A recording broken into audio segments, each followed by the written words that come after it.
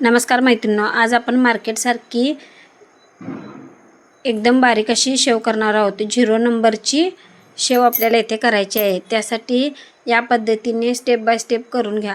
आता इथे मी पीठ चाळण्यासाठी घेतलं आहे।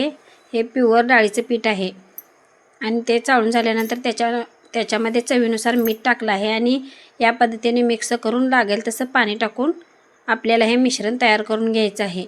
हे बघा, या पद्धतीने मी इथे तयार करून घेतलं आहे।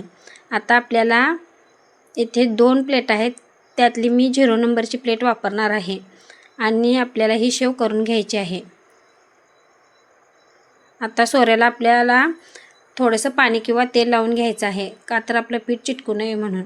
अजिबात येथे पाण्याचा हात न लावता मी या पद्धतीने ही 0 नंबरची शेव करून घेतली आहे।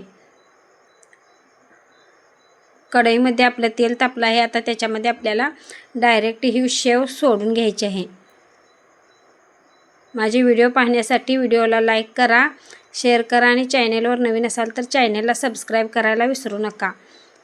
जर माझ्या रेसिपी आवडत असतील तर कमेंटही करायला विसरू नका।